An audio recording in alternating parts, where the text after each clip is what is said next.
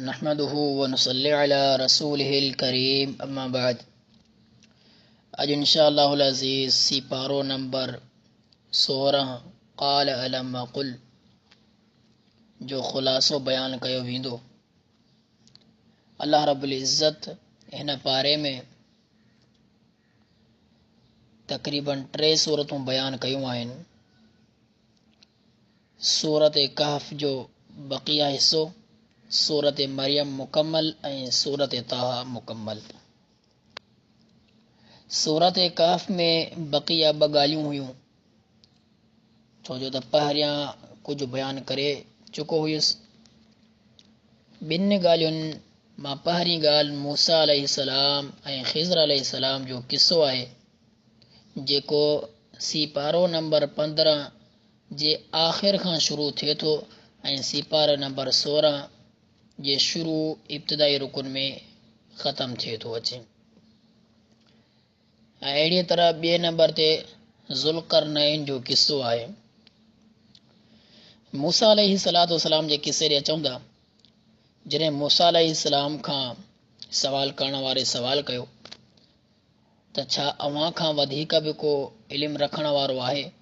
मूसा अलैहिस्सलाम जन जवाब ॾिनो, मां नबी आहियां ऐं नबी खां वधीक कंहिंखे इल्मु न हूंदो आहे। इहा सोच रखंदे करे मूसा अलैहिस्सलाम चयो त न, मूंखां वधीक को इल्मु रखण वारो न आहे। अल्लाह रब्बुल इज़्ज़त मूसा अलैहिस्सलाम खे ख़बर ॾिनी त मुंहिंजो हिकिड़ो ॿियो बानो आहे जेको समंड जे किनारे ते रहे थो, समंदर जे किनारे ते रहे थो ऐं उनखे उहो इल्मु आहे जेको तोखे इल्मु न आहे। यानी चवण जो मक़सदु त मूसा अलैहिस्सलाम खे चवणु खपे हा अल्लाहु आलम, यानी अल्लाह ताला वधीक ॼाणे थो। लेकिन मूसा अलैहिस्सलाम इन जी जॻह ते इहो जवाबु ॾिनो त मूंखां वधीक को आलिम न आहे। अल्लाह ताला मूसा अलैहिस्सलाम खे सफ़र करण जो जॾहिं इल्मु थियो त मूसा अलैहिस्सलाम खे तड़प थी इल्मु हासिल करण जे लाइ त मूंखां वधीक कहिड़ो शख़्स आहे जंहिंखे इल्मु वधीक आहे ऐं उहो मूंखे इल्मु न आहे। इहा आहे हुसूल इल्म जी तड़प। त अहिड़ी तरह मूसा अलैहिस्सलाम अल्लाह रब्बुल इज़्ज़त खां तलब कयो त उन सां मिलणो आहे। ही पूरो तफ़सीली किस्सो आहे। मूसा अलैहिस्सलाम उते पहुतो। बहरहाल शराइत तय थिया। शर्त इहा हुई, ख़िज़र अलैहिस्सलाम चयो त अभी मूसा न हली सघंदव। मूसा अलैहिस्सलाम चयो मां हलंदुसि, सफ़र कंदुसि। मूसा अलैहिस्सलाम ते शर्त पहिरीं इहा रखी त मूंखां कंहिं शइ जे बारे में सवाल अभी न कंदव। मूसा अलैहिस्सलाम जवाबु ॾिनो, जी हाँ, मां न कंदुसि सवाल। इन मां मालूम थिए थो त मूसा अलैहिस्सलाम इल्म जी तड़प रखण वारा हुआ ऐं शुरू में हर शइ मञण जे लाइ तयारु हुआ, तमामु शर्तूं मञनि। इन खां बाद सफ़र शुरू थियो ऐं बिल्कुलु मुख़्तसर सां 3 किस्सा जेके पेश आया ॿुधाईंदो हलां। सभ खां पहिरियों किस्सो ॿेड़ी वारे जेको आहे सो किरायो न वरितो, छो जो त ख़िज़र अलैहिस्सलाम खे सुञाणे पियो ॿेड़ी वारो ऐं ख़िज़र अलैहिस्सलाम उन ॿेड़ी वारे जे हिक तख़्ते खे टोड़े छॾियो, भञी छॾियऊं। त मूसा अलैहिस्सलाम खां सबर न थियो। मूसा अलैहिस्सलाम जो ही छा था कयो, जॾहिं त हिन जी असां ते महिरबानी, हिन असां खां किरायो नाहे वरितो। अहिड़ीअ तरह ॿियो हिकु मासूम ॿारु हुयो, उनखे ख़िज़र अलैहिस्सलाम वठी करे क़त्ल करे छॾियो। इन जॻह ते बि मूसा अलैहिस्सलाम सबर न कयो। ऐं 3 नंबर ते हिकु दीवार हुई, भित हुई, जेका किरण जे क़रीब पहुती हुई। ख़िज़र अलैहिस्सलाम उन दीवार खे किराए, उन भित खे किराए करे वापसि उनखे तामीर करे छॾियो। इन्हनि 3 वाक़िअनि में मूसा अलैहिस्सलाम खां सबर न थियो। मूसा अलैहिस्सलाम वापसि सवाल कयो, छो जो त लाज़मी आहे, हिकु नबी आहे ऐं नबी खे बि ख़बर आहे त ही शयूं ज़ाहिरी एतबार सां ग़लति आहिनि। उन जो पसे मंज़र इहो बाद में ख़िज़र अलैहिस्सलाम ॿुधायो। हर हिकु जो पसे मंज़र मुख़्तसर ॿुधाईंदो हलां। ॿेड़ी खे मूसा अलैहिस्सलाम छो टोड़ियो? मूसा अलैहिस्सलाम जवाबु ॾिनो, जंहिं वक़्तु 3 नंबर ते ॻाल्हि थी चुकी, मूसा अलैहिस्सलाम जन चयो त हाणे अव्हां जो ऐं मुंहिंजो गॾु रहणु लाहे, छो जो त हाणे असांजी जुदाईगी थींदी। मूसा अलैहिस्सलाम ऐं ख़िज़र अलैहिस्सलाम जे बारे में जो हादा फ़िराक़ु बैनी व बैनिक सउनब्बिउका बितअवील मा लम तस्तति अलैहि सबरा। पोइ ख़िज़र अलैहिस्सलाम तमामु शयुनि जी ख़बर ॾियणु शुरू थिया त जेका ॿेड़ी हुई, ॿेड़ी हिकु ग़रीबनि ऐं मिसकीननि जी हुई जेके इन जे ज़रिए पंहिंजो घर जो ख़ुराक वग़ैरह हर शइ कमाईंदा हुआ। ऐं इन खां अॻिते हिकु बादशाह जा माण्हू बीठा हुआ जेका हर नई ॿेड़ीअ खे खसे छॾींदा हुआ, हर नई ॿेड़ीअ खे ग़सब करे छॾींदा हुआ। मां इन जे करे इन ॿेड़ीअ खे ऐबदार कयो त हू जेके अॻिते बीठा आहिनि ज़ालिम उहे खसिन न हिननि खां, बल्कि हिन जी ज़िंदगीअ जेके अख़रजात आहिनि उहे सभु हिन ॿेड़ी मां पूरा थींदा रहनि। ऐं ॿिए नंबर ते जेको ॿार मूं क़तलु कयो उन जा वालिदैन नेक साले हुआ। मूंखे ख़तरो थियो, ख़दशो हुयो त इहो ॿारु वॾो थी या इहो नाफ़रमान हुयो ऐं वालिदैन खे फितने में मुब्तला करियां, कुफ़र में मुब्तला करियां, अलाह ताला उनखे ॿियो औलाद ॾींदो। अहिड़ीअ तरह टे नंबर ते उहा दीवार भित जेका किरण जे क़रीब पहुती हुई, उन भित जे हेठां ॿ यतीम ॿार हुआ जंहिंजो ख़ज़ानो रखियलु हुयो, माल रखियलु हुयो। उन्हनि जो पीउ नेक साले हुयो जन इन जे अंदरि दफ़नायो हुयो इन भित जे हेठां।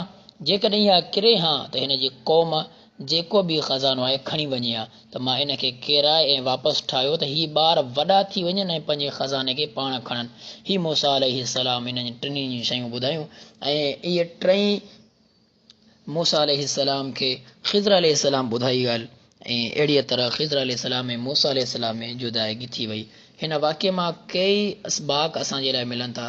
बुनियादी तौर ते जेको माण्हू कंहिं बि कम खे करण जे लाइ इब्तिदा करे त उन जो उस्ताद शरई जेका जाइज़ शराइत हुजनि उहे माना त लॻाए सघे थो। जहिड़ी तरह इदारनि में मदरसनि वग़ैरह में माण्हू शराइत लॻाईंदो आहे तालिब इल्म जे लाइ त हीअ शयूं तव्हांखे न आहिनि करणियूं, फलाणियूं शयूं तव्हांखे करणियूं आहिनि, नमाज़ जी पाबंदी करणी आहे, वधीक काफ़ी शर्तूं हूंदियूं जेके आहिनि।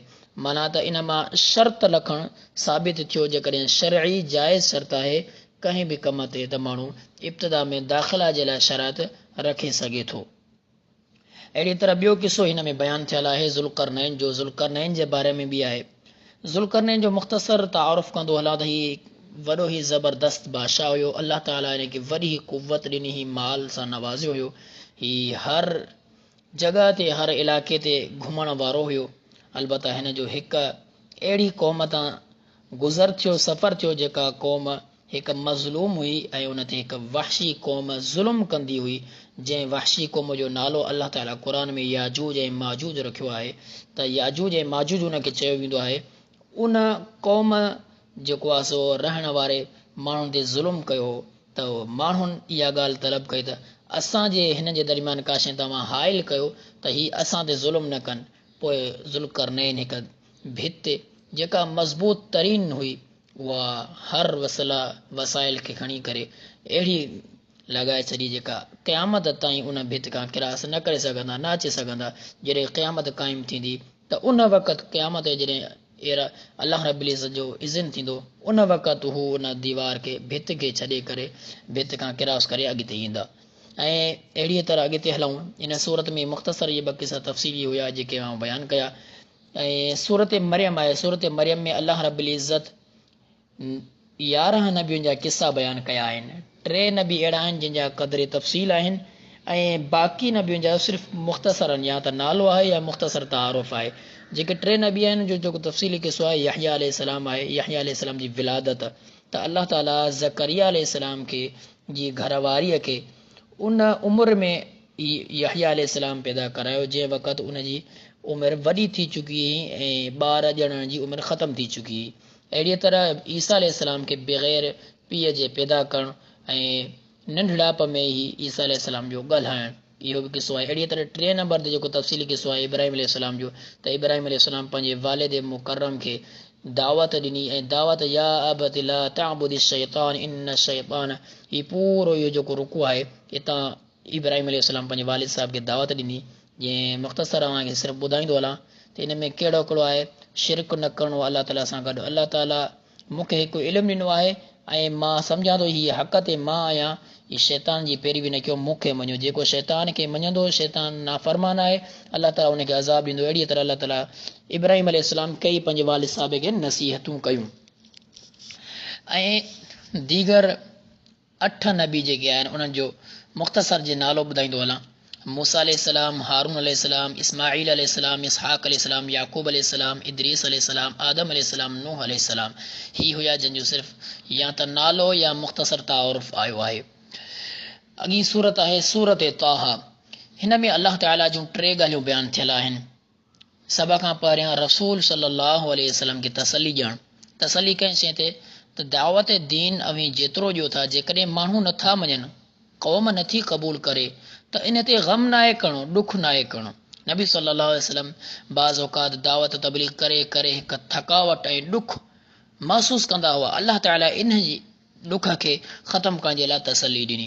अहिड़ी तरह ॿियो नंबर, मूसा अलैहिस्सलाम जो किस्सो बि अल्लाह रब्बुल इज़्ज़त हिन में बिल्कुलु तफ़सीली बयानु कयो। मां इशारो ॾींदो तमामु आयतुनि खे हज़फ़ कंदे ॿुधाईंदो हलां सिर्फ़ त हिन में अल्लाह ताला मूसा अलैहिस्सलाम सां कहिड़ियूं कहिड़ियूं शयूं जेके पेश आयूं अल्लाह ताला ही बयानु कयूं आहिनि। मसलन अल्लाह सुब्हानहु व तआला मूसा अलैहिस्सलाम सां कलाम कयो, कलाम जो शरफ़ नसीब थियो। अल्लाह ताला मूसा अलैहिस्सलाम खे दरिया में वञण जो पूरी क़ौम खे वठी करे मूसा अलैहिस्सलाम दरिया खां क्रॉस करियो ऐं दरिया पंहिंजे अल्लाह ताला जे हुकुम सां बरक़रार रहियो ऐं पाणी कुझु बि न थियो, निकिरी हलिया विया। ऐं 3 नंबर ते ताबूत, फ़िरौन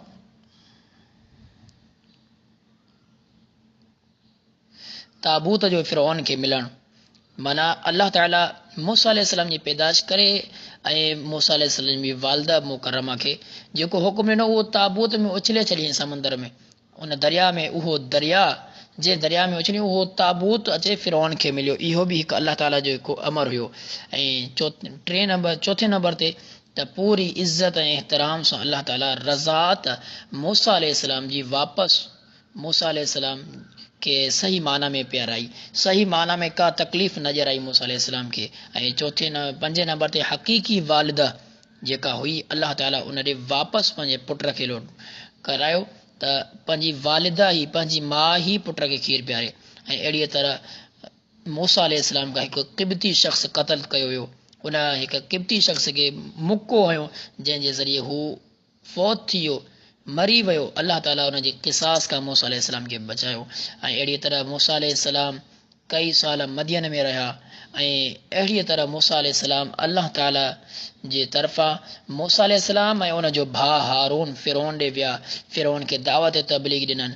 ऐं इहो बि उसलूब अल्लाह ताला बयानु कयो त फ़िरौन जे अॻियां जेकॾहिं आया आहियो त बहितरीन अंदाज़ सां उसलूब सां फ़िरौन खे नसीहत कयो, फ़िरौन सां बहस मुबाहिसा कयो।